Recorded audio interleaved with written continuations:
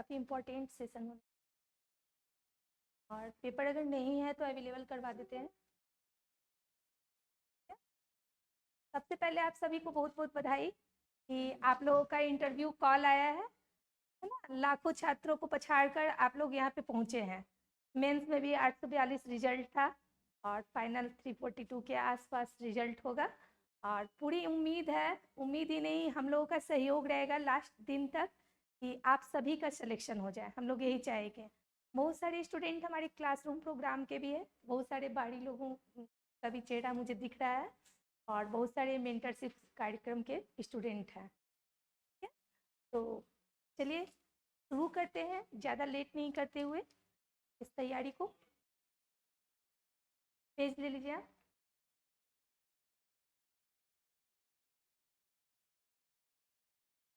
सबसे पहले मैं आप लोगों को ये बताना चाहूँगी कि जैसे ही आप लोगों का इंटरव्यू के लिए आप लोगों का कॉल आया है ना, तो आप सभी को इंटरव्यू मोड में आ जाना चाहिए। एनी टाइम आपके बैठने का जो तरीका है, उठने का, बात करने का, चलने का, जितने भी घर में आप लोग अभी हैबिट डालिए कि मम्मी जी, पापा जी, श्री, श्रीमती, इस तरह की हाँ शब्दों का प्रयोग करिए। चाहे इंग्लिश मीडियम में आप लोग का प्रोनाउंसिएशन हो या हिंदी मीडियम में, आदर्श सूचक शब्दों का प्रयोग करना है। बैठने की कोशिश करिए हमेशा, अभी से लेकर के जब तक आपका इंटरव्यू नहीं हो जाता है 90 डिग्री के मोड में। ठीक है, और बॉडी मूवमेंट आप लोग का थोड़ा सा कम हो, मिरर प्रैक्टिस वगैरह तो करना ही है। तो चलिए इंटरव्यू के कुछ आयाम होते हैं, उस पर हम लोग चर्चा करते हैं कि क्या होते हैं। ठीक है, तो यहाँ पे हम सभी देख रहे हैं साक्षात्कार में आत्मविश्वास, है ना। विक्की जी की गलती है। ठीक है, आत्मविश्वास और अंक कैसे बढ़ाएं। ठीक है, तो काफी आसान है। देखिए हमेशा जहां भी आप लोग इंटरव्यू की क्लासेस लेंगे या कोई भी आप लोग ऑनलाइन वीडियो सुनेंगे या कुछ भी करेंगे, तो उसमें आपको हमेशा यही बताया जाएगा कि साक्षात्कार एक आमने सामने की सतत प्रक्रिया है, जिसमें आपसे कुछ प्रश्न पूछे जाते हैं और यह अपेक्षा की जाती है कि उसमें से कुछ प्रश्नों का आप उत्तर दीजिए। यह जरूरी नहीं है कि हम सभी प्रश्नों का उत्तर दे सकें, लेकिन कैसे प्रश्नों का उत्तर देना अनिवार्य है और कैसे प्रश्नों का उत्तर देना अनिवार्य नहीं है, यह हमें जानना है। दूसरी बात है कि किन प्रश्नों का उत्तर अगर हमें नहीं आ रहा है तो उससे हम निकल कर और कैसे वैसे प्रश्नों में भी अंक प्राप्त करें जिनका आंसर हमें नहीं आ रहा है। तो आगे का जो सेशन होगा यह कंप्लीट इसी पे होगा। तो चलिए हम लोग शुरू करते हैं। जैसा कि आप लोग यहाँ पर देख रहे हैं, इंटरव्यू मार्क्स के बारे में यहाँ पे चर्चा की गई है ना। कुछ पॉइंट्स होते हैं तैयारी के पहले जिसके बारे में हम सभी को जानना चाहिए। पहला पॉइंट हमने डाला है फर्स्ट इंप्रेशन ड्यूरिंग एंट्री। हम सभी जानते हैं कि फर्स्ट इंप्रेशन जो होता है वह लास्ट इंप्रेशन होता है ना।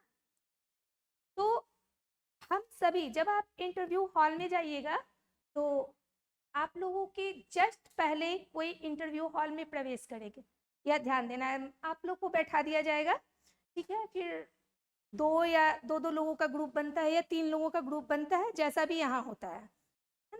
तो जस्ट पहले जो जाएंगे, आपके जस्ट पहले, उस समय हो सकता है कि आपको थोड़ा सा घबराहट बढ़े, चाहे कुछ भी है, उसमें आपको लंबी गहरी सांस लेनी है और जिन भी चीज़ों को आपने पढ़ा है उसको थोड़ा सा रिकॉल करना है और ध्यान देना है इस चीज़ पर कि जो भी व्यक्ति इंटरव्यू दे के आ रहे हैं उनसे कैसे प्रश्न पूछे गए हैं, इस पर चर्चा नहीं करनी है, बिल्कुल भी चर्चा नहीं करनी है। जरूरी नहीं है कि हम किसी एक कैंडिडेट से जो प्रश्न पूछे जाएंगे वही प्रश्न बी कैंडिडेट से पूछे जाएंगे, क्योंकि आपके बायोडेटा के आधार पर या आप जो भी अपना इंट्रो दीजिएगा उसके आधार पे हो सकता है कि इंटरव्यू का पूरा मोड ही घूम जाए। आप सभी जानते हैं कि हम लोग जब अपना इंट्रो देते हैं तो उसके आधार पे हम सभी इंटरव्यू के मोड को अपनी ओर घुमा देते हैं और हमारा जो मजबूत पक्ष होता है उस चीज़ों पे हम ज़्यादा फोकस करते हैं इंट्रो देते समय, कोशिश करते हैं कि जो इंटरव्यू ले रहे हैं उस सेक्टर से प्रश्न करें। तो इन चीज़ों को हम कैसे करेंगे यह हम आगे देखेंगे। तो मैंने कहा कि फर्स्ट इम्प्रेशन ड्यूरिंग एंट्री, आपको क्या करना है, इंटरव्यू हॉल में जाने से पहले किसी से कोई डिस्कशन नहीं करना है, कोई चर्चा नहीं करनी है कि कैसे प्रश्न पूछे जा रहे हैं। वहां जाने से पहले एक बार आप लोग फीमेल हो या मेल हो वॉशरूम जरूर चले जाइएगा। जाते जाते जूतों पे डस्ट पड़ जाती है या सैंडल पे, उसे साफ कर ले।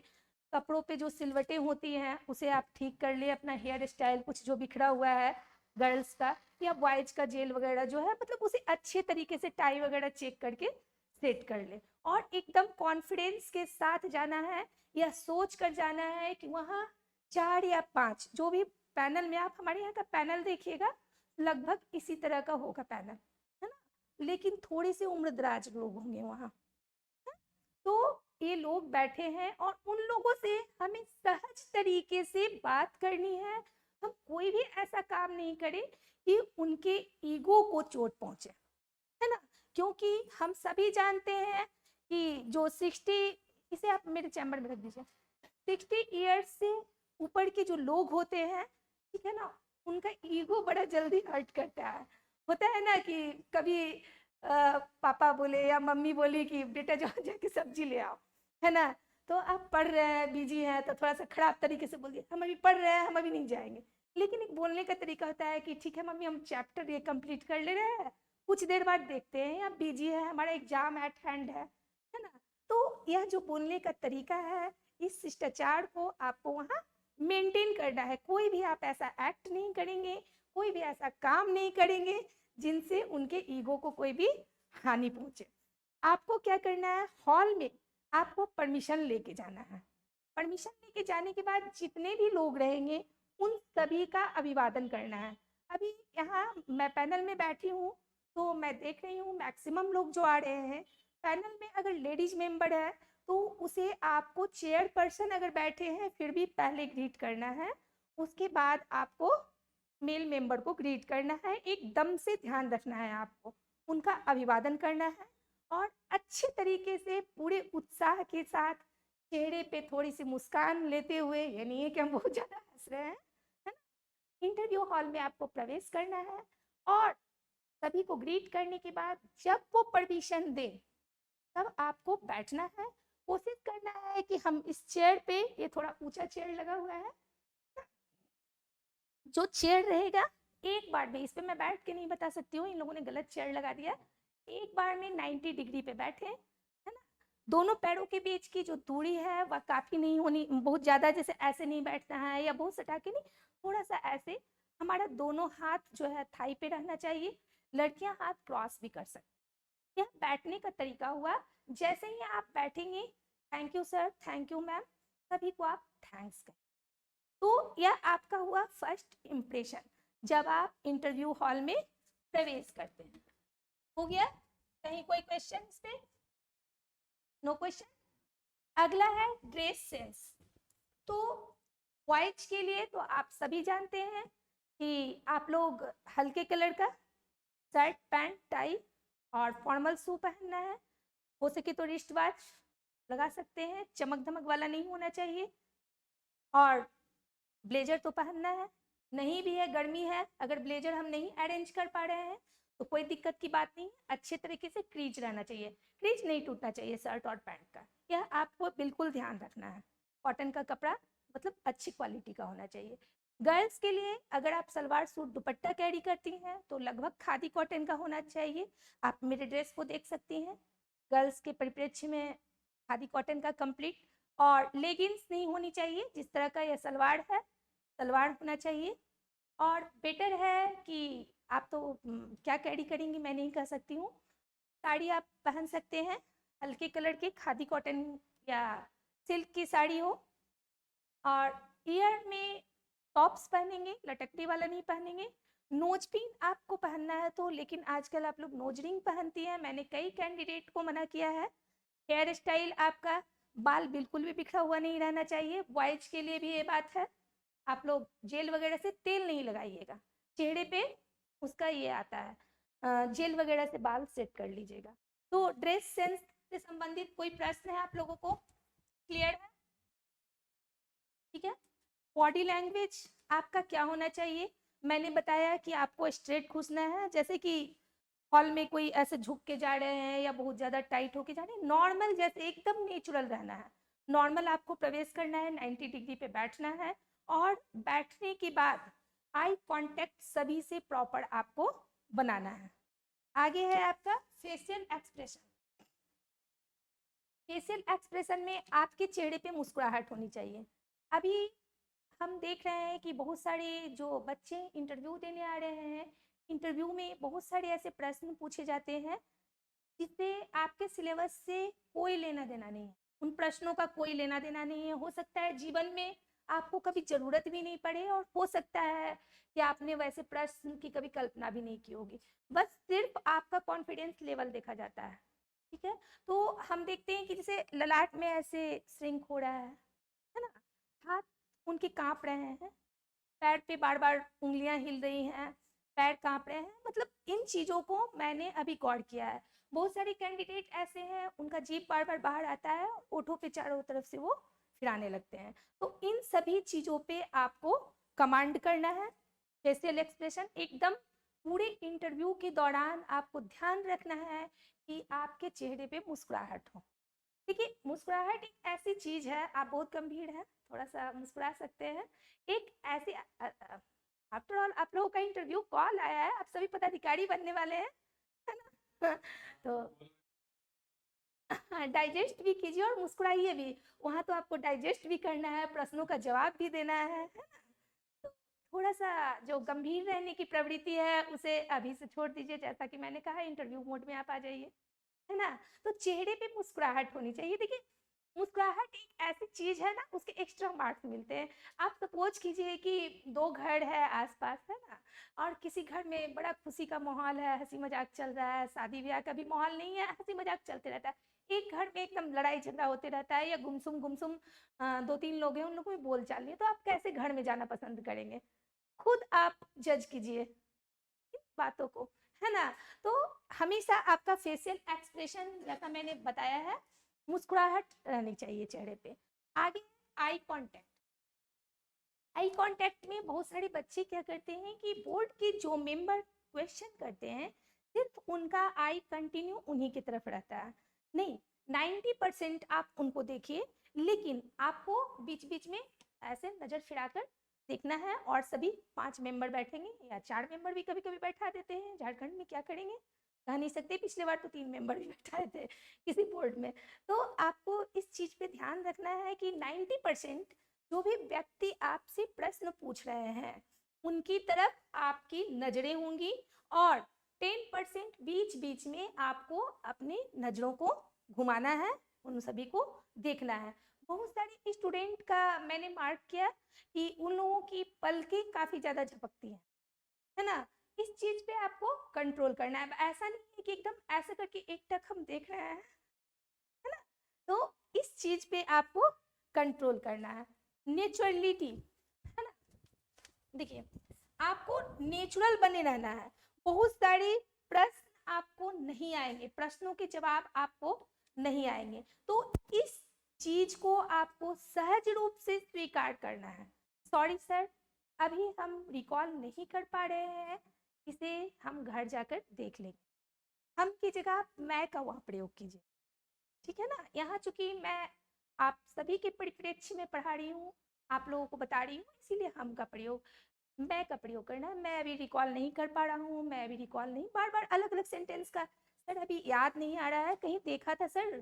तो और सॉरी जब बोलिएगा, तो मैंने जो मुस्कुराहट वाली बात बोली है, उस समय मुस्कुरा के सॉरी नहीं बोलना है, सॉरी चेहरे पे झलकनी चाहिए, है ना?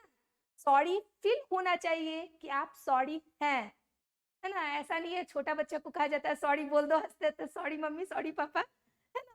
तो यह आपको ध्यान रखना चाहिए। और अब हम आते हैं अपने अगले स्लाइड पे।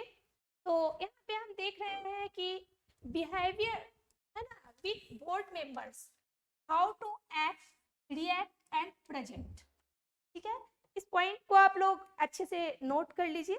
यहाँ पे प्रेजेंट योरसेल्फ, तो बोर्ड मेंबर के साथ आपका क्या बिहेवियर होना चाहिए, आप अपने आप को किस तरह से प्रेजेंट कर रहे हैं, उनके प्रश्नों का आप पर क्या रिएक्शन हो रहा है ना, इन सभी चीजों का इफेक्ट आपके मार्क्स पे पड़ता है।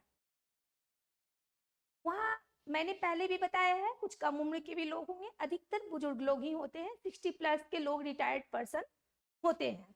तो उनके साथ जो बिहेव करना है वो रिजिड वाला नहीं, बहुत सारा ऐसा प्रश्न होगा जिसका उत्तर आपकी नजरों में सही है लेकिन वो कहेंगे गलत है, तो उससे पीछे नहीं हटना है, नहीं तो फिर यहाँ पे आपको दिखाया है कि आप में कॉन्फिडेंस की कमी है। इस तरह से बोलना है कि सर आप ठीक ही कह रहे हैं, मैंने ऐसा पढ़ा था, एक बार मैं देख लूंगा, या मैंने ऐसा देखा था कहीं, है ना, आपकी नजरों में वह प्रश्न सही है ना। बहुत सारा ऐसा प्रश्न पूछा जाता है जिसपे एकदम मतलब कि आपको कुछ भी नहीं आ रहा है, आप एकदम ब्लैंक हो जा रहे हैं, बोर्ड के मेंबर आपसे क्वेश्चन कर रहे हैं, आपको एकदम सुनाई नहीं पड़ रहा है, हो सकता है उनका आवाज ही बहुत धीमा हो, है ना, तो उनको ये नहीं कहेंगे कि सर हमें सुनाई नहीं पड़ रहा है, सर थोड़ा सा मतलब अच्छे से मैंने इस प्रश्न को सुना नहीं, सर भी स्वीकार करना, एक बार और सर रिपीट कर देते तो अच्छा हो, है ना। जिस भी माध्यम में आपको बोलना है इस बात को आपको बोलना है। अगला ही पॉइंट है पोलाइटनेस। आप सभी जानते हैं कि विनम्रता, है ना, विनम्रता क्या है कि पाने की जननी है, मतलब हम कोई भी चीज पा सकते हैं विनम्रता से। कोई आदमी हमें नहीं भी देना चाहता है तो हमें क्या करना है, वहां जाकर ज्यादा से ज्यादा मार्क्स बटोरना है, जितना ज्यादा हम नंबर प्राप्त कर सके। 90% आप लोग पड़ाव पार कर चुके हैं, 10% जो पड़ाव है वह आपको पार करना है ना। तो इस 10% पड़ाव को आप कैसे पार करते हैं वह आपके विनम्र बिहेवियर पे डिपेंड करता है। कॉन्फिडेंस लेवल है, इसके बारे में देखिए, आपको यहाँ पे लीडर लाइक क्वालिटी दिखानी है, क्योंकि आप उच्च प्रशासनिक पदों पे जाने वाले हैं, है ना। आप झारखंड एडमिनिस्ट्रेटिव सर्विस में जा सकते हैं, झारखंड फिनांस सर्विस है, झारखंड पुलिस सर्विस है, बीडीओ या जो भी पद है, तो जितने भी पद हैं, है ना, उसमें लीडरशिप क्वालिटी की डिमांड होती है। तो आपका कॉन्फिडेंस दिखना चाहिए और हमेशा कॉन्फिडेंस लेवल में आपको विषम परिस्थितियों के लिए तैयार रहना चाहिए। आपसे ऐसे प्रश्न पूछे जाएंगे जो संवेदनशील मुद्दों पे आधारित होंगे, उसका जवाब आपको पूरे कॉन्फिडेंस से देना है। और उसके बाद बोर्ड के मेंबर बोल सकते हैं नहीं ऐसा नहीं होता है, आप गलत बोल रहे हैं, तो विनम्रता से स्वीकार करना है, सर मैंने ऐसा पढ़ा है, मेरा यह ओपिनियन है। ओपिनियन बेस्ड क्वेश्चन है, फैक्चुअल क्वेश्चन नहीं, मैंने फैक्चुअल क्वेश्चन में बोला कि उनकी बातों को स्वीकार करना है। जो ओपिनियन बेस्ड क्वेश्चन है, सर यह मेरा ओपिनियन है ना, और बाकी आप जज कर सकते हैं कि इसका जवाब आप हमसे बेटर जानते हैं। सर आपने मेरा व्यू पूछा तो सर मैम ये मेरा ओपिनियन है ना। तो पूरी शालीनता के साथ, पूरी कॉन्फिडेंस के साथ, पूरी विनम्रता के साथ सर को या मैम को अपनी बातों को बताना है, जताना है, ताकि वे कन्विंस हो जाए, उनको कन्विंस करना है। अगला है गुड लिसनर। मैंने आपको बताया कि बहुत सारे प्रश्न तो ऐसे होते हैं कि साउंड की कमी के कारण हो सकता है आप नहीं सुन पाइएगा, ठीक है, लेकिन जब इंटरव्यू चलता है तो बहुत सारे लोगों का इंटरव्यू हो सकता है 5 मिनट में, 7 मिनट में खत्म हो जाए, लेकिन बहुत सारा इंटरव्यू लंबा चलता है, 22 मिनट 25 मिनट का भी इंटरव्यू चलता है, 29 मिनट्स का भी चलता है इंटरव्यू, बहुत सारे इंटरव्यू चलते हैं। उस परिस्थिति में क्या होता है कि थोड़ा सा लगता है कि हम अलर्ट नहीं है, मतलब अलर्टनेस की कमी हो जाती है, हम बोर होने लगते हैं। लेकिन हम वहाँ हमेशा याद रखना है कि अपना 100% देने जा रहे हैं, अपना सर्वोत्तम देने जा रहे हैं, और आज ही वह दिन है जिसके लिए हमने इतने सालों से मेहनत किया है, नहीं तो फिर 0 पे आ जाना है प्रीलिम्स पे, है ना। यहाँ से चूके तो कहाँ आएंगे, प्रीलिम्स पे आएंगे, घबराना नहीं है इससे, लेकिन वहां इस चीज का आपको ध्यान रखना है, गुड लिसनर बन के उनके प्रश्नों को पूरी अच्छी तरीका से सुनना है, 2 सेकंड के लिए पॉज लेके सोचना है, बहुत देरी तक नहीं हम सोचने लेंगे ऐसा करके सोच रहे हैं, है ना, उनको पता भी नहीं चले। क्या पूछा गया है, बहुत सारा सिचुएशन बेस्ड क्वेश्चन पूछा जाएगा, फैक्चुअल क्वेश्चन रहता है, आपकी पर्सनालिटी से संबंधित प्रश्न रहते हैं, है ना। तो जो सिचुएशन बेस्ड क्वेश्चन रहते हैं, आपका ओपिनियन किसी चीज पे मांगा जाता है, तो वैसे प्रश्नों का उत्तर देते समय हमें कुछ सोचना पड़ता है ना। तो उसके लिए थोड़ी देर का हम पॉज लेंगे और सोचकर वैसे प्रश्नों का हम उत्तर देंगे, ठीक है। तो मैंने बताया अलर्टनेस, पॉजिटिव थॉट्स। अगला पॉइंट है हमारा 12वां पॉइंट। देखिए, बोर्ड में वहां जो सदस्य रहेंगे वह आपसे कई परिप्रेक्ष्य से प्रश्न करेंगे, ठीक है ना। कहेंगे कि भारत की राजनीतिक प्रणाली से संबंधित, है ना, 2 पॉजिटिव और 2 निगेटिव आप हमें चीजें बताएं, ठीक है। पॉजिटिव चीजें तो बता देना है, निगेटिव चीजों को थोड़ा सा गोलमाल करके, जैसे मान लीजिए बोला जाए एक क्वेश्चन कि मोदी जी की काफी दिन से सरकार है, तो आपको इनकी जो बहुत सारी योजनाएं हैं, है ना, तो इसमें से सबसे अच्छी योजना जो आम लोगों के लिए काफी उपयोगी है कौन सी लगी, और कोई ऐसे योजना जिसे इन्होंने लाया है जिससे आम जनता को प्रॉब्लम हुआ, तो उसके बारे में बताएं। तो आज ही के बोर्ड में मैंने कुछ बच्चों से यह प्रश्न किया, तो उन्होंने वैसी कोई योजना बतानी नहीं चाहिए। आपसे प्रश्न पूछा गया है, आप उत्तर देने के लिए बाध्य हैं। तो पॉजिटिव चीजें तो आप बोल सकते हैं, डीबीटीएल स्कीम है, डिजिटल भारत का जो स्कीम है। निगेटिव चीजों में ऐसी निगेटिव बातें बोलनी है जो उनके लिए पॉजिटिव हो जाए, जैसे इस प्रश्न के उत्तर में कि कौन सी ऐसी उनकी योजना है ना, जिसका बुरा इफेक्ट पड़ा, तो बोलेंगे सर योजनाएं तो सभी अच्छी होती है ना, जनता के लिए ही लाई जाती है, लेकिन नोटबंदी की जो योजना थी उससे लोगों को जो कतार में लगना पड़ा, लंबी लंबी लाइनों में लगना पड़ा, उससे कुछ प्रॉब्लम आया है। हमें नोटबंदी की शिकायत नहीं करनी है। आपसे यहाँ प्रश्न पूछा जा रहा है, प्रश्न से आप भाग नहीं सकते हैं। तो आप लोग राजनेता को तो देखते हैं ना, जवाब देते भी है और नहीं भी देते, गोलमोल। तो आप लोगों को भी तो अब वही काम करना है, प्रशासन में जाके उन्हीं के अंडर में। तो अभी से गोलमोल जवाब देने के लिए सीख जाइए, है ना, तो ज्यादा अच्छा होगा। अगला पॉइंट हमारा क्या है, मेंटल एबिलिटी, ठीक है, आपकी मानसिक क्षमता की जांच होगी। तो यहाँ आपसे मैथ्स और रीजनिंग नहीं पूछा जाएगा, सिचुएशन आधारित जो क्वेश्चन होता है, जैसे कि बहुत सारे प्रश्न कॉमन है, आप लोग यूट्यूब से भी सर्च करते हैं कि 5 किलोमीटर पे आग लगी है, कुछ दूर पे नक्सली हमला हुआ है, तो आप एज ए डीवाईएसपी किसे प्रायोरिटी देंगे, आपको क्या करना चाहिए। तो ऐसे प्रश्नों के उत्तर आपको कैसे देने हैं, सभी का अपना अपना प्रश्न का उत्तर देने का तरीका होता है। आप सोचिए कि इस तरह के कितने प्रश्न बन सकते हैं और उसका समाधान क्या हो सकता है, उसका उत्तर क्या हो सकता है। चलिए आगे, जनरल अवेयरनेस से संबंधित जो भी क्वेश्चन है, आसपास जो घटनाएं हो रही हैं, बहुत सारे इंटरव्यू में पूछ देता है कि आप किस चीज से आए हैं, आपने कह दिया कि हम कार रिजर्व करके आ रहे हैं, ओला उबर से आ रहे हैं, तो गाड़ी का नंबर पूछ देगा, ओटीपी पूछ देता है आजकल बहुत सारे इंटरव्यू में कि आपको क्या ओटीपी आया था, है ना। तो आसपास जब आप आए तो चीजों को थोड़ा सा ऑब्जर्व करते हुए आए, इस चीज का आपको ध्यान रखना है। और आसपास जो आपके जिले में, जो राज्य में जो घटनाएं हो रही हैं, उस दिन का न्यूज़पेपर जरूर पढ़कर जाए, 2-3 दिन पहले का एडिटोरियल को देखना है। मतलब ये अभी आप लोगों का, मैंने कहा कि इंटरव्यू बोर्ड में आ जाइए तो नियमित हैबिट में शामिल होना चाहिए।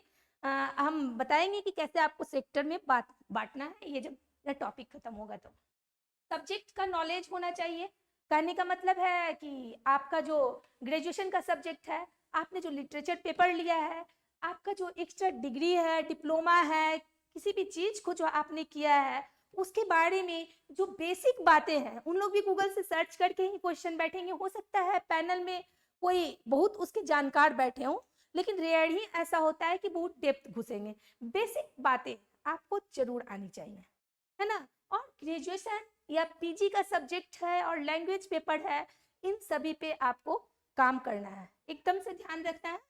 लैंग्वेज, यहाँ लैंग्वेज का मतलब है भाषा से संबंधित। बहुत सारे स्टूडेंट इंग्लिश मीडियम के हैं, बहुत सारे स्टूडेंट हिंदी मीडियम के हैं। आप कहीं भी रहें, मुंबई में रहें, दिल्ली में रहें, कहाँ रहते हैं, क्या करते हैं, लेकिन आपको as a Jharkhand police service में अगर आप आते हैं, झारखंड एडमिनिस्ट्रेटिव सर्विस में आते हैं, वीडियो बनते हैं, आरडीओ बनते हैं या कुछ भी झारखंड एजुकेशन सर्विस में आते हैं, तो आपको झारखंड के किसी जिले में, किसी प्रखंड में काम करना है। काम करना है, यहाँ जनजातीय आबादी है, बहुत सारी हमारी आंचलिक भाषाएं हैं, बोलियां हैं, हिंदी पट्टी राज्य है, बिहार झारखंड हम सभी जानते हैं, है ना। तो भाषा में सामंजस्य, हो सकता है कि आपने अपने डीएफ में भरा हो कि आपका इंटरव्यू इंग्लिश में होगा और आप वहाँ जाएं तो बोर्ड मेंबर आपका सारा इंटरव्यू हिंदी में ले ले। हो सकता है मेंबर में जान से ऐसा बैठाया जाता है कि कुछ सदस्य आपसे हिंदी में भी क्वेश्चन करें कि आपके लैंग्वेज पे, जहाँ आपको जाकर काम करना है, आपका कितना कमांड है, यह चेक किया जाता है। तो वहाँ आपको घबराना नहीं है, ध्यान देना है इन बातों को। क्लैरिफिकेशन ऑफ थॉट्स, इस बारे में मैंने आपको बताया है कि आपके थॉट से संबंधित जो भी प्रश्न पूछेंगे, आपका ओपिनियन है किसी चीज पर अगर पूछा जाएगा, तो उसके बारे में जब आप एक बार बता देंगे, सिचुएशन बेस्ड क्वेश्चन के बारे में या ओपिनियन के बारे में, तो उस पर आपको तटस्थ रहना है। और अगर आपने ओपिनियन दिया है तो क्यों दिया है, उसको कैसे आप जस्टिफाई करिएगा, यह आपको ध्यान रखना है। तो सिचुएशन आधारित कुछ प्रश्नों का आप जवाब खुद से तैयार करें और उसे एक दो बार दोहराते रहना है, देखते रहना है। लास्ट प्रेजेंटेशन, जिस प्रकार मैंने अभी आपको बताया, यहाँ पर फर्स्ट इंप्रेशन ड्यूरिंग एंट्री, उसी तरह जो हमारा यहाँ पे लास्ट प्रेजेंटेशन होगा, मैंने मार्क किया है, बहुत जगहों पे इंटरव्यू लिया है, जब 10 मिनट 12 मिनट 15 मिनट इंटरव्यू हो जाता है, तो जब बच्चों को कहा जाता है योर इंटरव्यू इज ओवर, आप जा सकते हैं, यू कैन गो, तो वे मतलब थोड़ा सा नमस्ते वमस्ते करते हैं, उसके बाद उठ के एकदम कैजुअली जाने लगते हैं, ठीक है ना।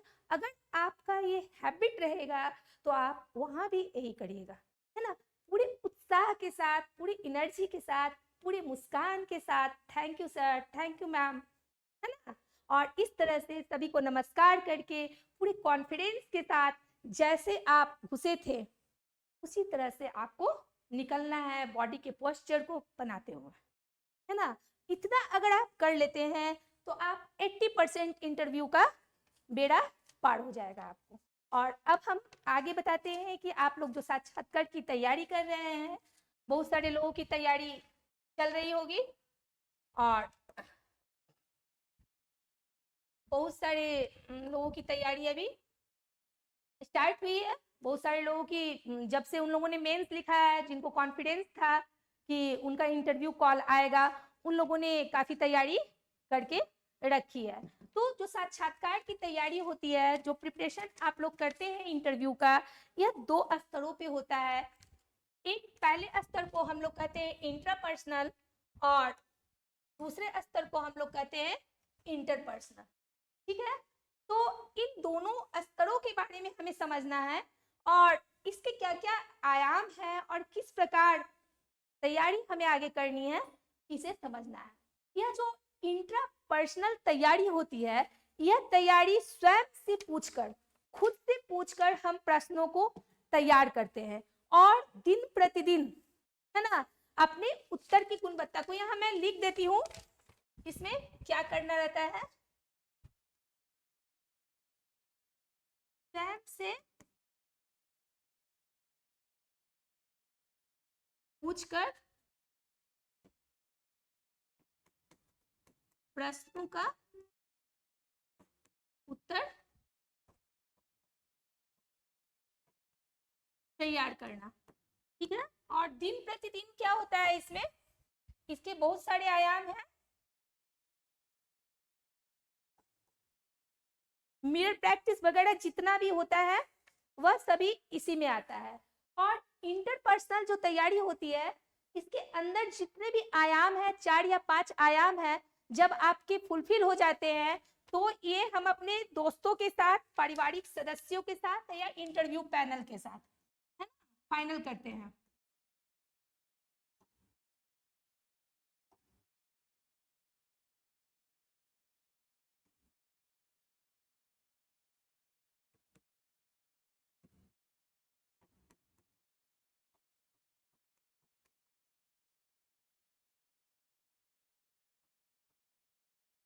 ठीक है, अब हम बढ़ते हैं कि प्रिपरेशन ऑफ इंटरव्यू में जो सेकंड पार्ट है इंटरपर्सनल, है ना, यह जब हम इंटरपर्सनल तैयारी को पूरी कर लेते हैं तब हम इंटरपर्सनल तैयारी पे आते हैं। हालांकि इंटरपर्सनल तैयारी हम लोगों को प्रत्येक दिन करनी चाहिए। जितनी भी हमें जानकारी है उसके बारे में अपने घर पे दोस्तों का कुछ समूह बनाकर, घर में पढ़े लिखे जो भी भाई बहन है, मम्मी पापा है, जो भी लोग हैं, है ना, जितने भी सदस्य है, 4-5 प्रश्नों का हम खुद लिस्ट बनाएंगे, खुद उन लोगों को आंसर दे देंगे उसका, है ना, और कहेंगे आप हमसे प्रश्न पूछिए, उसका वीडियो रिकॉर्डिंग करेंगे और हम देखेंगे कि हमारी तैयारी कितनी है। ठीक है, अब हम इसमें आगे बढ़ते हैं। देखिए, इसमें 2 तरह के क्वेश्चन होते हैं। ठीक है, एक स्वयं से पूछकर मैंने बताया, और एक होता है आपका जो डीएफ आप भरते हैं, डिटेल एप्लीकेशन फॉर्म, है ना, उससे संबंधित। तो पहला तो मैंने बताया कि स्वयं से पूछकर आपको प्रश्न बनाने हैं, कि जैसे कि मेरा मतलब आपका इंट्रो है, जो भी है उससे संबंधित, और दूसरा आपके डीएफ से संबंधित जितने भी क्वेश्चन बन सकते हैं, आपके गृह राज्य से संबंधित, आपके डिस्ट्रिक्ट से संबंधित, आपने जो ग्रेजुएशन किया है, जो पीजी किया है, आपके नाम से संबंधित, आपके डेट ऑफ बर्थ से संबंधित, जिस दिन आपका इंटरव्यू है, ठीक है, उस दिन से संबंधित, जिस साल आपका जन्म हुआ है उस साल की प्रमुख घटनाओं से संबंधित, उस दिन आप जो न्यूज़पेपर पढ़ेंगे उस न्यूज़पेपर में हो सकता है कि किसी की पुण्यतिथि हो, जैसे आज पंडित जवाहरलाल नेहरू की पुण्यतिथि थी। चलिए, अब उससे कितने क्वेश्चन बन सकते हैं आप बताइए, क्वेश्चन का दायरा बताइए कि क्या क्या क्वेश्चन बन सकते हैं, कोई एक कैंडिडेट बताइए। हाँ बताइए।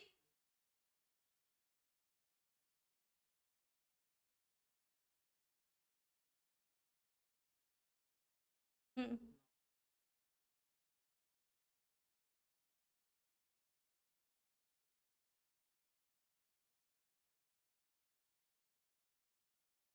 सारी क्वेश्चन, आजादी से पहले उनका भारत में क्या योगदान था, आजादी से बाद क्या योगदान था, अभी हमारे यहाँ विदेश नीति का मुद्दा गर्म है, प्रश्न बन सकते हैं, उनका जो पंचशील और गुटनिरपेक्षता की नीति है वह क्या था, कब स्टार्ट हुआ, किसके किसके साथ था, वह कहाँ तक प्रासंगिक था, क्या आपको लगता है कि उनकी जो नीति थी पंचशील और गुटनिरपेक्षता की, वह जो भारत चाइना युद्ध हुआ था जिसकी वजह से लास्ट में हम सभी जानते हैं कि उनके दिल पे काफी इफेक्ट पड़ा था इसका, वो कहा करते थे हिंदी चीनी भाई भाई, है ना, और इसका काफी इफेक्ट पड़ा था, चीन ने धोखा दिया था, है।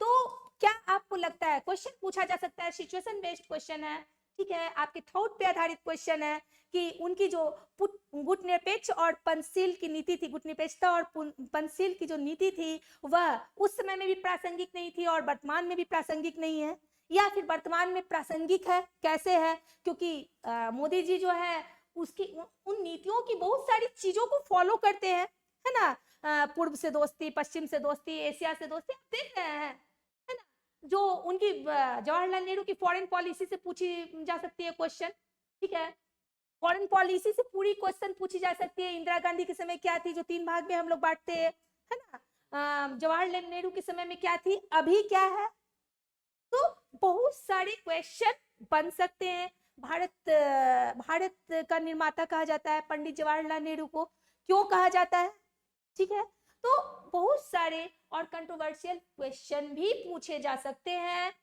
है ना, तो आपको तैयार रहना है, जिस दिन आपका इंटरव्यू होगा उस दिन अगर किसी ऐसी शख्सियत का जन्मदिन पड़ रहा है या पुण्यतिथि बढ़ रही है तो उससे संबंधित बहुत सारे प्रश्न बन सकते हैं। हो सकता है कि इंटरव्यू के दिन या इंटरव्यू के एक दिन पहले किसी बहुत बड़ी हस्ती का यहाँ दौरा हुआ हो, जैसे अभी ओम बिरला जी परसों आए थे रांची, है ना, तो अभी जो लोकसभा के अध्यक्ष है, तो क्या इससे पहले भी थे, जी हाँ थे, दूसरी बार बने, कौन से ऐसे लोकसभा अध्यक्ष थे जो 2 बार बने, है ना, ओम बिरला का जन्म कहाँ हुआ है आपको पता होना चाहिए, श्री ओम बिरला जी का जन्म राजस्थान के कोटा में हुआ है ना, फिर उसके बारे में कौन सी लोकसभा चल रही है, उन्होंने पहली लोकसभा का कार्यकाल क्या था, दूसरी का कब से उन्होंने ज्वाइन किया, उनके अगेंस्ट कौन खड़े हुए थे, प्रश्न बनते हैं, ध्यान रखना है लोगों को, समझ रहे हैं मेरी बातों को आप सभी अच्छे से, तो आपको ध्यान रखना है,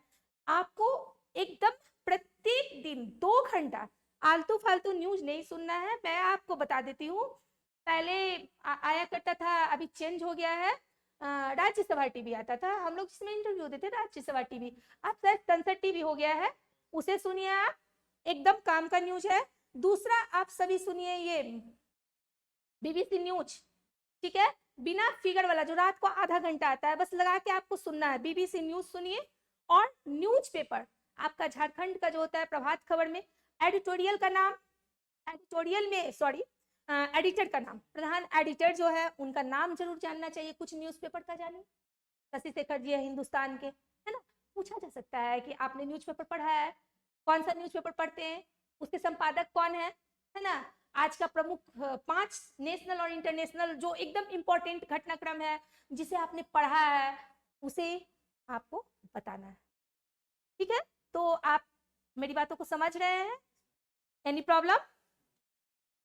ठीक है, तो अब आपको मैंने बताया कि बायोडेटा से संबंधित जितने भी प्रश्न हैं, आपने डीएफ में जो भरा है, या आप जो इंट्रो दीजिएगा, है ना, जैसे कि बहुत सारे लोग इंट्रो में अपनी हॉबी है, एक हॉबी डाले ना भाई, 4 हॉबी दे के हम क्यों अपना फ्रंट खोल रहे हैं? बहुत सारे बच्चे जो आ रहे हैं 2 या 3 हॉबी दे रहे हैं, इंटरेस्टिंग एरिया दे रहे हैं, तो हर सेक्टर से प्रश्न बनेगा, है ना। अगर आप डायरी लेखन देते हैं तो विश्व की प्रसिद्ध डायरी कौन सी है, उसके बारे में बताएं, किस तरह का डायरी लिखते हैं, दिस डैट, बहुत सारे इनकी आत्मकथा डायरी के ये में क्या है, किचन गार्डनिंग लिखते हैं तो उसके बारे में जानकारी, जो भी आप हॉबी लिखिए। हम सभी जानते हैं कि इतना पढ़ना पड़ता है, इतना पढ़ना पड़ता है कि हॉबी के लिए तो समय ही नहीं रहता है, ये हम सभी को पता है, और उनको भी पता है, जो बैठे हुए हैं उनको भी पता है, लेकिन प्रेजेंटेशन देना है आपको, अपना प्रेजेंटेशन।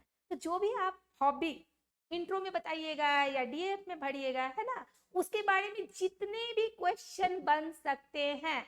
अगर आपने कुकिंग हॉबी दी है तो थोड़ा सा मसालों के बारे में जानकारी रखना चाहिए, सभी चीज के बारे में, लोकल फूड के बारे में जानकारी रखना चाहिए, है ना। जिस डिस्ट्रिक्ट से आते हैं, अगर उस डिस्ट्रिक्ट का कोई खास व्यंजन है उसके बारे में जानकारी रखना चाहिए, है ना। तो सारी चीजों के बारे में जानकारी होनी चाहिए। समझ रहे हैं मेरी बातों को? तो चलिए अब हम बढ़ते हैं आगे। मैंने बताया ही, अपने नाम से संबंधित, माता पिता के नाम से संबंधित, आपकी जो यूनिवर्सिटी में आपने जो पढ़ाई की है उस यूनिवर्सिटी, जैसे बिरसा मुंडा यूनिवर्सिटी से बहुत सारे लोगों ने पढ़ाई किया है, मान लीजिए, चलिए, तो बिरसा मुंडा जी का आंदोलन के बारे में पूरा प्रश्न बन जाएगा, यहाँ तक कि कब उन्हें पकड़ा गया था, ठीक है ना, कैसे उनकी मृत्यु हुई थी। उनकी मृत्यु काफी, ये कोई कहते हैं कि हैजा से हुई थी, कोई कहते हैं कि उन्हें जहर दे दिया गया था। यहाँ पे पार्क भी है, उसमें शाम में बड़ा अच्छा दिखाता है कि ये पार्क आप लोग गए हैं, स्लाइड्स तो बड़ा अच्छा दिखाता है। तो उसके बारे में जितने भी यहाँ जनजातीय आंदोलन हुए हैं झारखंड के, पूरा डिटेल रहता है, अगर कभी फ्री रहे तो देख सकते हैं आप जाकर, ठीक है। तो इंटरव्यू में जो क्वेश्चन होंगे, जब आप इंटरव्यू का प्रिपरेशन करने के लिए अपनी डायरी बनाइएगा, है ना, डायरी आपको हमेशा अपने पास रखना है, ठीक है। जब दिमाग में आए कि इससे ये क्वेश्चन, डायरी को अलग अलग पार्ट में हम लोग बांटते हैं, आपको पता है। कॉपी को, डायरी कहने का मतलब है एक कॉपी को अलग अलग पार्ट में बांटते हैं, अलग अलग पार्ट में पर्सनल बांटे, उसके बाद एक टैग लगा दिए, स्टिकर लगा दिए, स्टिकी नोट्स, उसके बाद हम हॉबी लिखे, स्टिकी नोट्स लगा दिए, उसके बाद हम डिस्ट्रिक्ट लिखे, स्टिकी नोट्स लगा दिए, यूनिवर्सिटी ये सब लिखे, स्टिकी नोट्स लगाए। फिर करेंट अफेयर्स का सेगमेंट होगा, फिर आपका जो भी ग्रेजुएशन का सब्जेक्ट है उसका सेगमेंट होगा, लिटरेचर का सेगमेंट होगा, और झारखंड का जो डेली का जो न्यूज है, करेंट अफेयर नेशनल इंटरनेशनल जो है, उससे संबंधित सेगमेंट होगा। और उस डायरी को आपको हमेशा अपने पास सोते जागते रखना है। उससे क्या फायदा होगा कि जो प्रश्न है, मान लीजिए आपने पर्सनल कुछ प्रश्न बनाया, हो सकता है बहुत सारे लोगों का गैप है, ठीक है, तो जरूरी नहीं है कि गैप से संबंधित सारे प्रश्नों का सही जवाब ही देना चाहिए, लेकिन हो सकता है कुछ ऐसे जवाब है जिससे हमारी कमजोरी झलकती है। तो इंटरव्यू बोर्ड पे जो लोग बैठे हैं उन्हें यह फील नहीं हो कि यह कमजोरी अपनी जताकर हमसे कुछ मार्क्स लेना चाहता है। तो हो सकता है उसके प्रश्नों का उत्तर आप अपने तरीके से तैयार करें, तो उसे एक सरसरी निगाह से अगर हमें डेली उलटने की आदत रहेगी इंफॉर्मेशन को, बहुत बार आपसे आधार नंबर पूछा जाएगा, आप अपना आधार नंबर बताइए, ठीक है। तो मतलब बहुत तरह के प्रश्न हो सकते हैं, दिमाग में डालना है। जब आपको अपना कॉपी रहेगा पर्सनल, ये क्वेश्चन पूछा, चलिए नेशनल इंटरनेशनल में ये घटनाक्रम हुआ, ये न्यूज सुने, रात को हम न्यूज सुने, उसमें जगह छोड़ना है, पन्ना 20-25 पन्ना, जितना नेशनल इंटरनेशनल और झारखंड के लिए तो बहुत सारा पेज छोड़ना है, ठीक है ना, और बाकी सभी के लिए 10-20 पेज छोड़ के आपको अपना कॉपी तैयार करना। और अभी आप लोग के पास समय है, आप लोग ऐसा कर लीजिएगा। और हमको लगता है अभी तो आप लोगों का इंटरव्यू हम देखे नहीं है, आपका भी नहीं देखे हैं, इसके पहले वाले तक का तो हम थे, तो हम देखेंगे कि अभी आप लोग का प्रेजेंटेशन कैसा रहता है, आगे कैसा रहता है, ठीक है, तो हम लोगों को भी समझ में आ जाएगा। तो देखिए वहाँ जो प्रश्न पूछे जाते हैं वो उन प्रश्नों का प्रकार होता है लीडिंग क्वेश्चन, ठीक है, तो लीडिंग क्वेश्चन प्रारंभ में पूछे जाएंगे। ऐसे प्रश्न क्या पूछा जाता है आपको कूल करने के लिए, ठीक है, कूल करने के लिए पूछा जाता है। इसमें आपकी पर्सनालिटी से संबंधित प्रश्न पूछे जाएंगे, आपके व्यक्तित्व से संबंधित जो भी प्रश्न बन सकते हैं। एग्जाम्पल है, अपने बारे में आप बताएं, अपना इंट्रोडक्शन दें। तो जितने अच्छे तरीके से हम अपने इंट्रोडक्शन को जब वहां बैठ के देंगे, जब हमसे पूछा जाएगा कि आप अपना इंट्रोडक्शन दें, तो हम ऐसे फ्रंट को खोलेंगे जिसपे हमारी बहुत अच्छी पकड़ है और इंटरव्यू के जो मेंबर है उसी तरफ वो घूम जाए, उसी धारा की ओर घूम जाए और अच्छे मार्क्स दे, है ना। ये नहीं कि कठिन क्वेश्चन पूछने लगे कि यहाँ से लंदन जाने का रास्ता क्या है, आप हमको बताइए, है ना। ऐसा भी प्रश्न पूछा गया है भूगोल के स्टूडेंट से, बिहार वाले इंटरव्यू लेते थे तो वहाँ वैकल्पिक रहता था, अभी तो वैकल्पिक को ये कर दिया है ना, क्वालिफाइंग कर दिया है, पहले मार्क्स जुटता था। तो इस तरह का क्वेश्चन पूछा गया है कैंडिडेट से, तो ध्यान रखना है। दूसरा प्रश्न है क्लोज इंडेड क्वेश्चन, है ना, तो यह होता है सूचना और तथ्य पर आधारित, सूचना तथा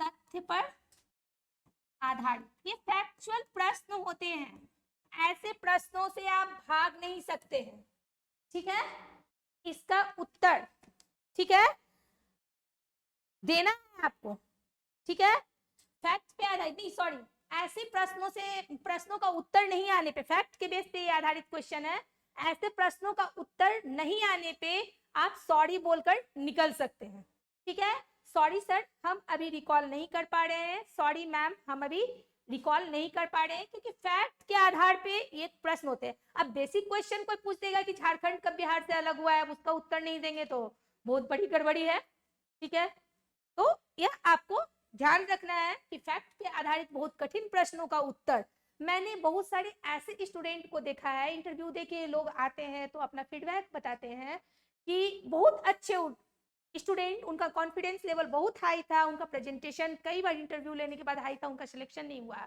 और पहली बार जिन्होंने इंटरव्यू दिया उनका प्रेजेंटेशन काफ़ी खराब था, धीरे धीरे उन्होंने अपने प्रेजेंटेशन को बनाया, पॉलिश किया, फिर भी उनका बहुत ज़्यादा नहीं सुधरा और उनको अच्छे मार्क्स आए और उनका सिलेक्शन हुआ है ना। एक स्टूडेंट आया था, मतलब रोते रोते आया और बोला कि लगभग ना 8-9 प्रश्नों का उत्तर हम लोगों ने गलत दे दिया, मैंने मेरा तो मतलब ये, तो हम लोगों ने पूछा कि आपका कॉन्फिडेंस लेवल कैसा था, ठीक है, बीपीएससी 68वीं का मामला था, तो बोले कि ठीक है मैम, कॉन्फिडेंस तो था जैसा आप लोगों ने बताया था, सॉरी सर या सॉरी मैम रिकॉल नहीं कर पा रहे हैं, रिकॉल नहीं, और उसी पे जिस क्षेत्र से उससे क्वेश्चन पूछा गया था, इंटरनेशनल करंट अफेयर्स में उन्हें फंसा दिया गया था, ठीक है, और उससे संबंधित प्रश्न पे प्रश्न और उन्होंने उत्तर नहीं दिया, ठीक है, बहुत अच्छा रैंक नहीं मिला, कुंदन कुमार जी हैं, और लियो उनको मिला, लेकिन सिलेक्शन हो गया, आगे भी तैयारी कर रहे हैं। तो ऐसे प्रश्नों का उत्तर जो क्लोज इंडेड क्वेश्चन होते हैं, वन लाइनर क्वेश्चन होते हैं, है ना, इन्हें वन लाइनर क्वेश्चन कहा जाता है, फैक्ट पे आधारित क्वेश्चन होते हैं। इसका प्रश्न अगर कंटिन्यू हो सकता है 10 प्रश्नों का उत्तर आपको नहीं आए, लेकिन आपका तरीका है कि आप इससे कैसे फेस करते हैं। पहले हमने जो बताया है, जिन रूल्स को बताया है, अगर आप अच्छे से उस पर काम करेंगे, मिरर प्रैक्टिस करेंगे, तो इससे पार पाया जा सकता है। चलिए अब हम आगे बढ़ते हैं।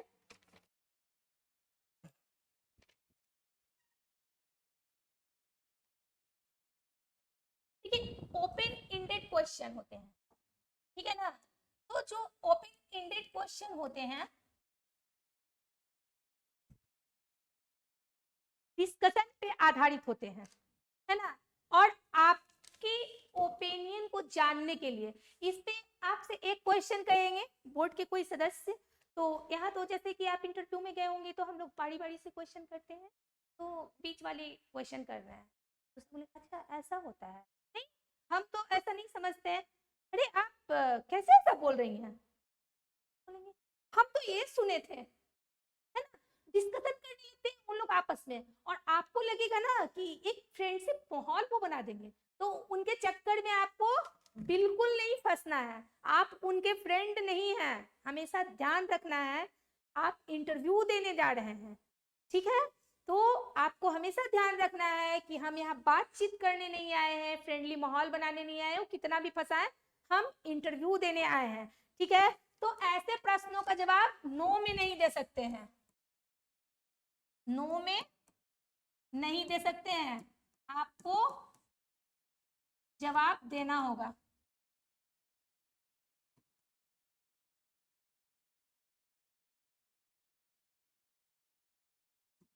डिस्कशन आधारित प्रश्न रहेंगे, शॉर्ट में लिखना है, आप लोगों को समझा दिए हैं, ठीक है। ओपिनियन जानना चाहते हैं वे लोग आपका।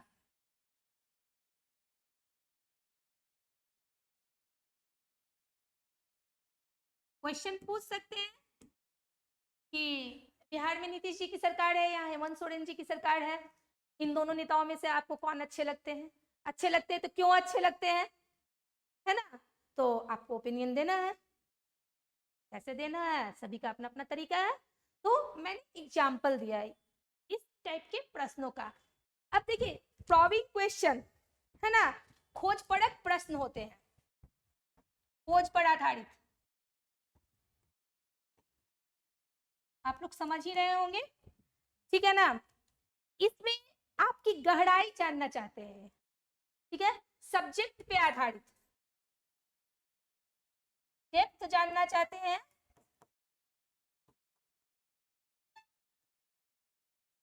कुछ प्रश्नों का उत्तर आप नहीं में भी दे सकते हैं, लेकिन यह नहीं आप कर सकते हैं जैसे आपसे ग्रेजुएशन से सब्जेक्ट से संबंधित पीजी आपने जिससे किया है, किसी ने डिग्री डिप्लोमा लिया है आईआईटी या कहीं एनआईटी से या कहीं से भी, है ना, किसी ने बीएड किया है या कुछ भी एक्स्ट्रा उनके पास क्वालिफिकेशन है, ठीक है। अब उससे संबंधित वे लोग डेप्थ में जाकर प्रश्न कर सकते हैं, ग्रेजुएशन सब्जेक्ट से कर सकते हैं आपका। तो आपको क्या करना है, या आपका जो पेपर है एक एक्स्ट्रा पेपर जो लगता है, नागपुरी है, खोटा है, हिंदी साहित्य है, इंग्लिश साहित्य जो भी है, इंग्लिश लिटरेचर है, इन सभी से संबंधित जो भी क्वेश्चन है, तो इसमें आप एकदम से नो नहीं बोलना है। जिन प्रश्नों का उत्तर नहीं आ रहा है उसमें आप बोल सकते हैं, मतलब ऐसा नहीं कि एकदम नहीं आ रहा है सर अभी रिकॉल नहीं कर पा रहा है, लेकिन यह नहीं करना है। बहुत सारे बच्चे बोल देते हैं कि मैंने ग्रेजुएशन का तो बहुत दिन पहले पढ़ाई किया है, पीजी बहुत दिन पहले मैंने किया है सर, हमको अभी याद नहीं आ रहा है। तो ऐसे नहीं करना है, सर पढ़ा था थोड़ा सा अभी रिकॉल नहीं कर पा रहे हैं सर, हम इसको जाकर देख लेंगे एक बार, है ना। इस तरह से बोलना है, सॉरी का भाव चेहरे पे रहना चाहिए, तो मार्क्स यहाँ पे आपके नहीं कटेंगे, ठीक है।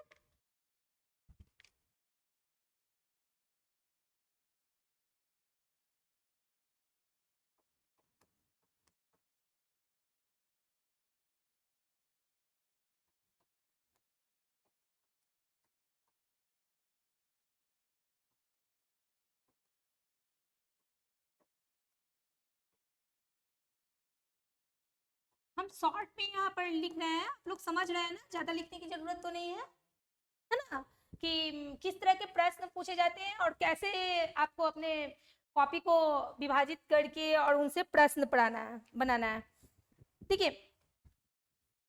हाइपोथेटिकल क्वेश्चन समझ रहे हैं, सिचुएशन पे आधारित ये प्रश्न होगा,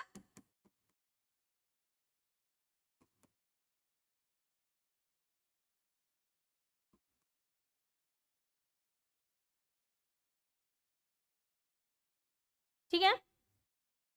जैसे कि आपसे क्वेश्चन पहले करेगा कि आप झारखंड सिविल सेवा, Jharkhand J Jharkhand administrative service, Jharkhand police service, education service, ETC जो भी है, उसमें आप क्यों जाना चाहते हैं? तो आप बोल दिए कि सर समाज की हम सेवा करना चाहते हैं। क्वेश्चन आपने जवाब दे दिया कि समाज की सेवा करना चाहते हैं। तो उनका फ्रंट एक बोलेंगे तो ठीक है, आप NGO में चले जाइए, NGO में क्यों नहीं करते हैं? अभी जाकर आप समाज की सेवा कर सकते हैं, है ना? तो यहाँ पे आपको इस तरह से आंसर नहीं देना है, आपको आंसर का बहुत तरह का तरीका हो सकता है।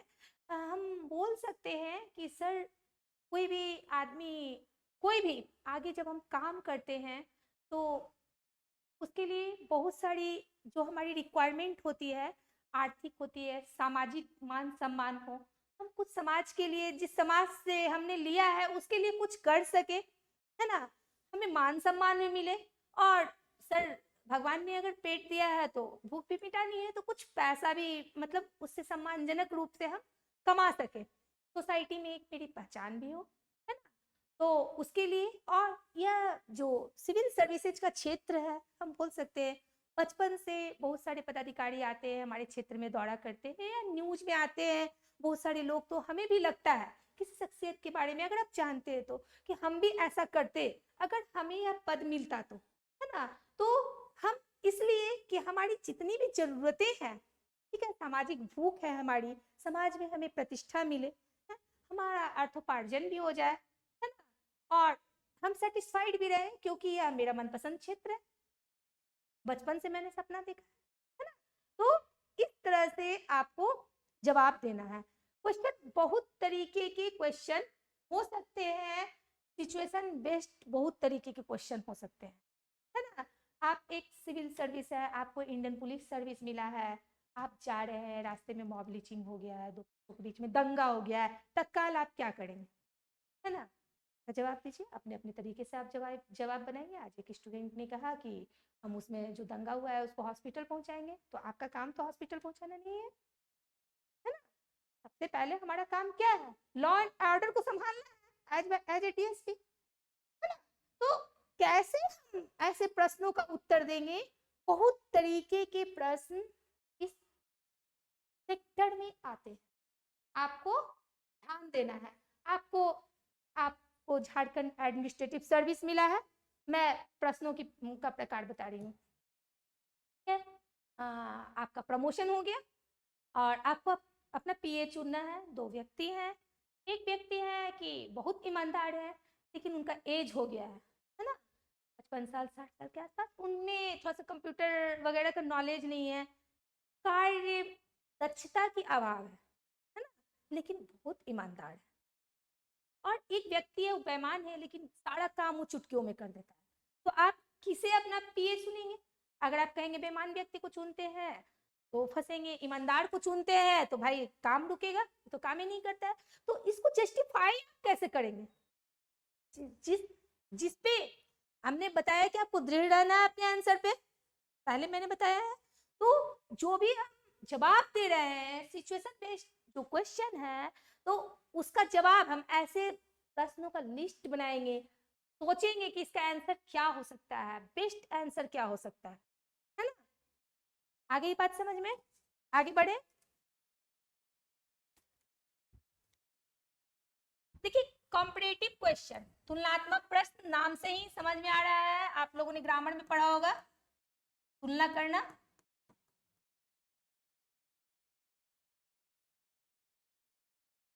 एग्जाम्पल है, मायावती जी और ममता बनर्जी में से किसे आप अच्छा मानते हैं? आपको अगर अपॉर्चुनिटी मिले तो आप किसके साथ काम करना चाहेंगे और क्यों काम करना चाहेंगे?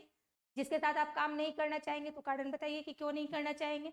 आपने बीटेक किया है तो बीटेक करने के बाद आप सिविल सर्विसेज में क्यों आना चाहते हैं? आप अगर कारण बताएं तो क्या आपको नहीं लगता है कि आपने सरकार के संसाधनों की बर्बादी की है? आप उधर भी आपने एक सीट बर्बाद कर दिया, इधर भी आप एक सीट बर्बाद कर रहे हैं, है ना? तो यहाँ पे हम अपने मौलिक अधिकार का कि उसमें है एक पार्ट की जीवन में हमेशा प्रगति करना है, आगे बढ़ना है ना? है ना? तो सारी चीजों को आपको देखना है। यहाँ पे मैं सेशन क्लोज करती हूँ, ठीक है? आप लोगों को सेशन कैसा लगा? लाभ हुआ इससे? ठीक है, तो चलिए, आप लोगों के लिए भगवान से प्रे है और हम लोगों की शुभकामनाएं हैं। जहाँ भी दिक्कत होगा, अभी हम लोग जब तक इंटरव्यू रहेगा यहाँ रहेंगे, कहीं पर भी किसी भी स्टूडेंट को कोई भी दिक्कत होगा, पर्सनल पैनल के लोगों से क्वेश्चन पूछ सकते हैं, क्वेश्चन सिचुएशन बेस्ड बनाकर ला सकते हैं, उसका जवाब ढूंढने में भी हम लोग सहायता करेंगे। और टाइम टू टाइम बाहर से भी लोग आएंगे, है ना, बहुत सारे लोग आएंगे, इस तरह का सेशन होगा, और भी लोग आएंगे, तो आप लोग हो सके तो सेशन ज्वाइन कीजिए, इससे आप लोगों को काफी लाभ होगा। चलिए, ओके, बेस्ट ऑफ लक आप सभी को।